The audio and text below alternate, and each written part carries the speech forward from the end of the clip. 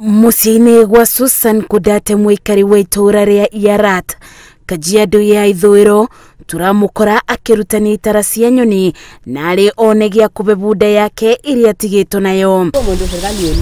Kudate ugite gwakiriria kwa ng'aragu kucungireirie kwaga gia kuria gwata mai ma mabuthiro na makube ng'ombe na buda ciao. Sinasikia njaa baya na wacha mimi boma na hii boma kuna ng'ombe na wacha mimi na hii ponda moja. Kwibiriria kwa ng'aragu matura-ini maya gucungireirie Aikari kuthamia mburi na ng'ombe ciao makiria ma kilomita 200 kuria mangiona gia kuria na mwore matigito na ng'ombe nini marauga maraciendia na thogora wa thi. Sasa hizi watu wanauza ng'ombe hata 3,000 2,000 na hatujaona ile pesa ya kuoffset. Serikali inaona, tunasikia tu kwa news kuna pande ya Garissa, pande ya Turkana, lakini huko Kajiado hatujaona.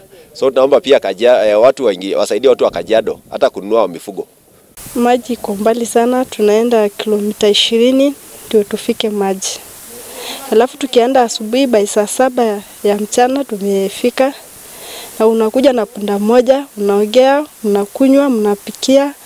Asubuhi yake mnamkia mkienda kutafuta maji tena. Kieba kia Aikari ni kuona ng'aragu ino yathi na mbere aruto maya kuremwo kuthi thukuru kuona matire na kirigiriro o kiothe kuma migunda-ini ni amu matiriga mbura na migunda ni yomire. Wakati ambaye ni ngumu sana kwa sababu tuko na watoto wa darasa la 8 ambao wanajiandaa kufanya mtihani, watoto wa kidato cha 4 ambaye hata nao kufikia tarehe 7 mwezi wa 3 wakijiandaa kufanya mtihani, lakini hatuoni kama wataweza toboa kufanya hiyo mtihani sababu wote wamefuata hiyo mifugo. Kwa muda kama miezi 12 hatujapata mvua huku na wanyama wameteseka sana, wengi wamekufa na wale wamebaki wamehama kwa eneo hili kabisa.